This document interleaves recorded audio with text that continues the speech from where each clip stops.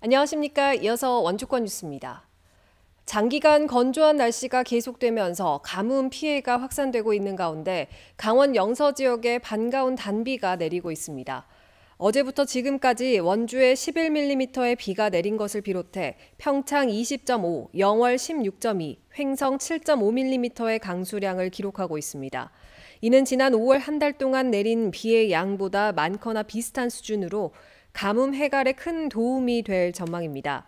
기상청은 내일 새벽까지 5에서 40mm의 비가 더 내리겠고 내일 오후에는 최대 30mm의 소나기가 내릴 것으로 예보했습니다.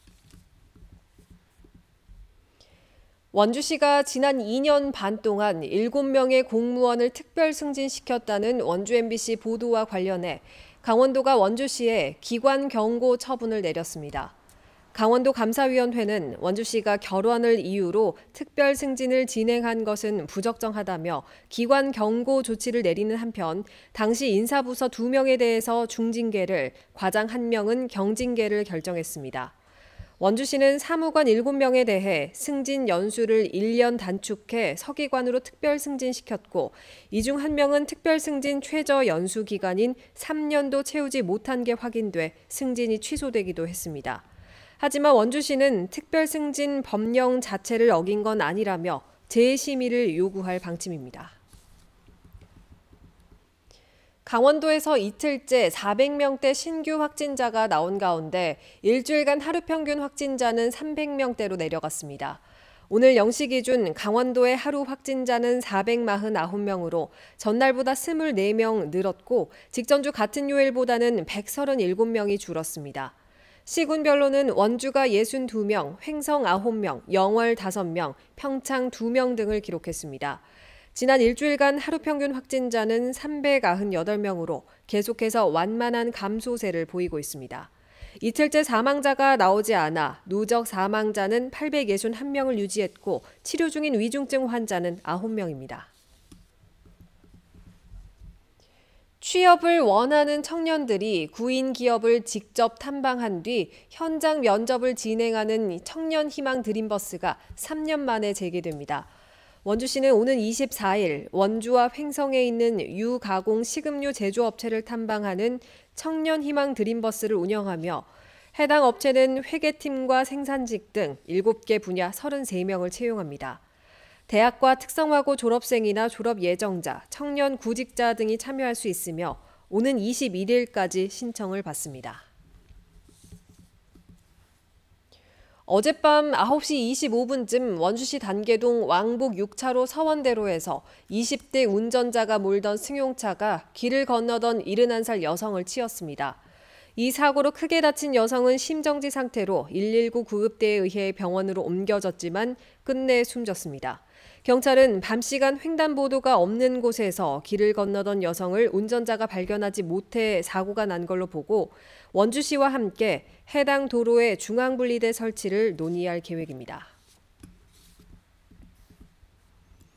10대 강원도 의회가 끝나고 11대 출범을 위한 마무리 준비 작업이 진행되고 있습니다.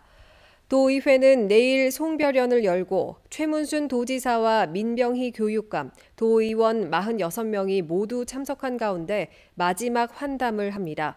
다음 달 개원하는 11대 도의회에서는 경제건설위원회가 경제통상과 안전건설로 분리되면서 상임위가 7개로 늘어나고 올해 처음 채용한 정책지원관의 사무공간 확보를 위해서 16억 원을 들여 신관동을 5층으로 한층 더 올렸습니다.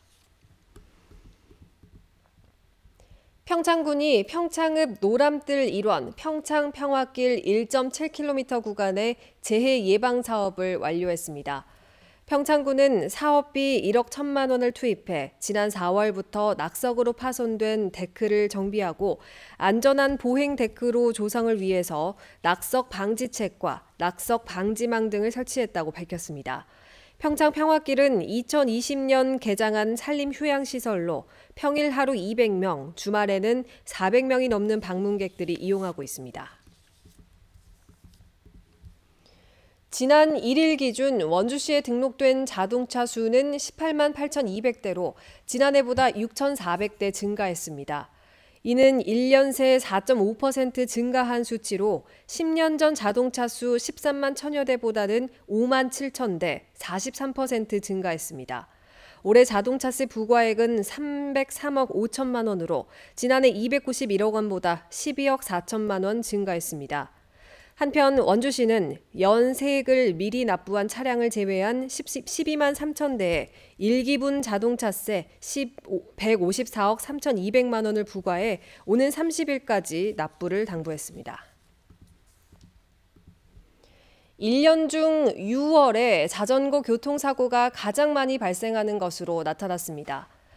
도로교통공단이 최근 5년간 자전거 교통사고를 분석한 결과 모두 2만 7,239건의 사고가 발생했고 이 가운데 6월 발생 건이 3,228건, 11.8%로 연중 사고 빈도가 가장 높았습니다. 교통사고 100건당 사망자 수를 나타내는 치사율은 20세 이하가 0.32인데 비해 65세 이상은 3.56으로 연령대가 높아질수록 치사율이 높았습니다. 공단은 자전거 교통사고에서의 안전모 착용률이 20%에 불과한 만큼 운전자의 안전을 위해서 반드시 안전모를 착용할 것을 당부했습니다. 뉴스를 마칩니다. 고맙습니다.